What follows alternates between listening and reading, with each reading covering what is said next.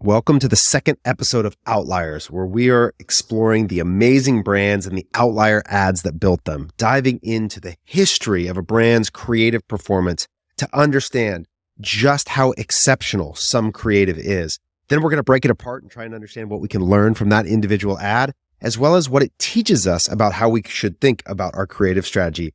And today we're diving into Common Thread Collective's longtime partner, Igloo Coolers. We have been with Igloo Coolers for over 4 years now, helping them launch their direct business and then partnering with them all the way through their sale to Dometic in the last year.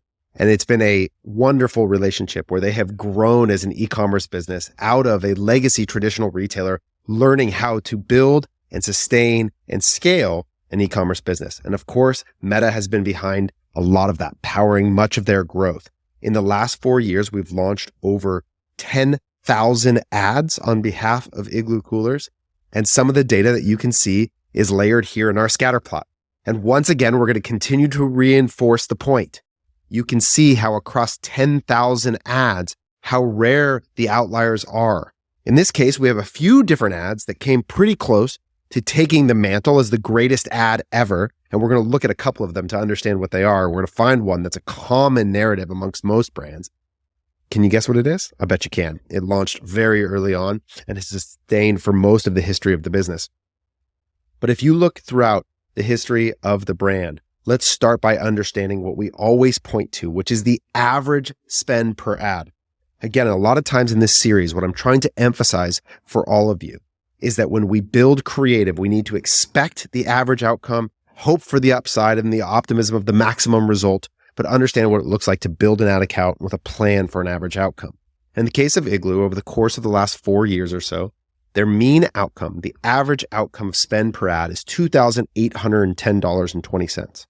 And Igloo is actually one of those brands that has a lot of legacy brand equity built into it. There is a high level of unaided brand awareness. This is a brand that's been around since 1947 to assist in these ad performance. So from the early days, we were able to generate effective ad creative. And you can see how early on a lot of the ad creative was hyper effective. And as they scaled, you'll see that most ads, again, the vast majority of these 10,000 ads produce an average result. The median outcome for this brand is only $220 spend. Modal result, not really that useful of a data point in the context of the different measures of central tendency for this result, is about a cent. And then the max, that outlier, that truly special ad that we're going to explore today, has a spend of $263,564.91, a 100x or 94x specific ad above average. So, can you guess what it is? Started early on? Well, let's take a look. It's your DPA feed. So this is the hidden gem that I want you to know as we start out this episode, is that for many brands, this is the answer, is that their dynamic product feed is actually the sustaining attribute that is persistent across all of time. It's the one campaign that has been running since the very, very beginning and represents the largest consistent spend across the account. And for many of you, if you're an early on starting brand, let that be a signal of where to begin as a foundation for a great account. Your feed, your product feed, is always going to provide sustainable growth, both in a remarketing basis. A lot of times brands will begin with a remarketing DPA, dynamic product ad, where you're just connecting your catalog and you're advertising to visitors based on what products they viewed on your website.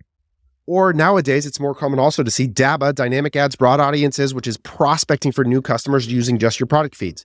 In many cases for CTC, we'll actually also cut up your product feeds into different category ones, do a bestsellers feed or a products for spring feed in different ways that you can actually use to build very simple but effective advertising mechanisms.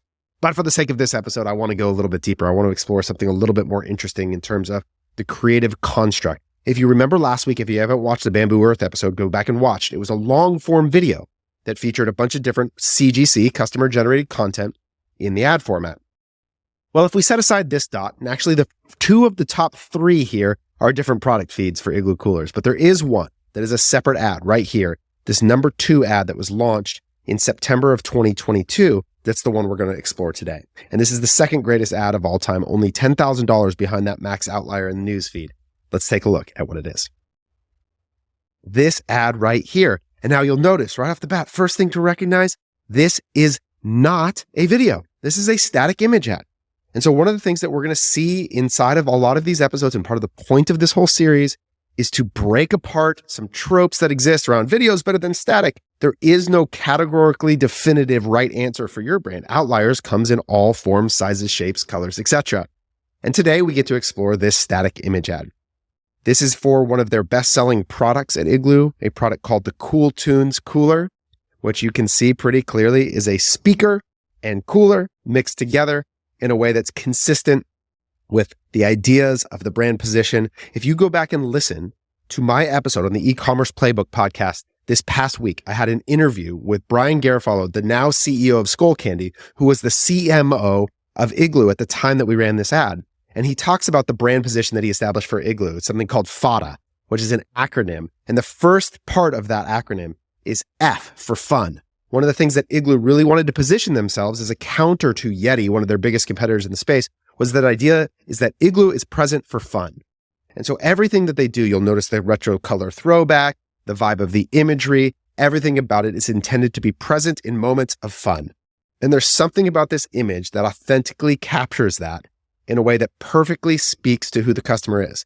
Last week, we talked about this idea that a great headline chooses its audience. Static images can do the same thing. One of the reasons that a great static image can be so powerful is because it very quickly self-identifies into who the audience is for this ad. In this case, this is a young woman who's on a beach scene. She's actually on rollerblades, if you could see the full photo, and she's holding up this speaker cooler and she's having a great time. So one, you get novelty of the product. This is something that often determines the necessity of how much selling we have to do in an image. If you were to think about an XY chart where on the Y-axis was novelty and on the X-axis was how extreme or informative your advertising needs to be, well, when your product is extremely novel in and of itself, an image can do a lot of the work of driving intrigue and becoming interesting enough to earn a click. And in this case, a cooler with speakers is novel and fun. And you combine that with the retro colors that appeal to a generation. It's kind of an early 90s vibe in terms of its color scheme.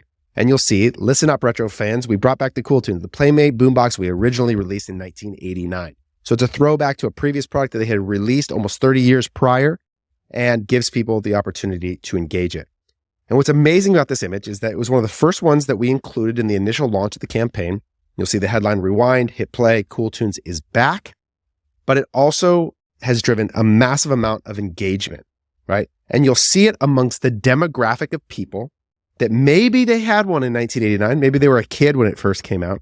And there's something about hearkening back to that moment that the colors and interest make it really exciting. And if you go through these comments, what you'll see is that they perfectly capture this idea. It made me chuckle thinking of the ones from the Hobby Lobby.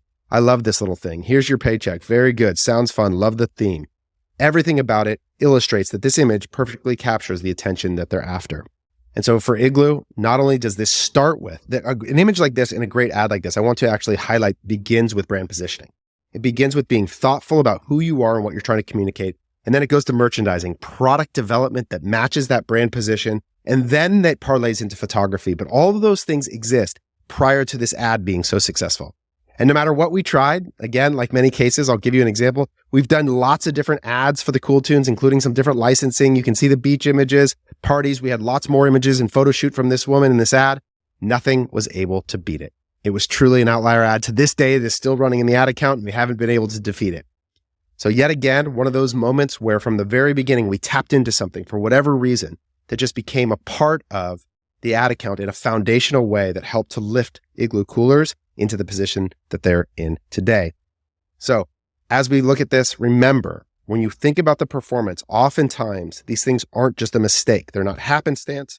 While they are very hard to predict, they are built upon a foundation of brand positioning that starts with an understanding of who you are as a business. What are you trying to communicate? How do you develop product that fits into it? And then how does your photography flow and support all of the above?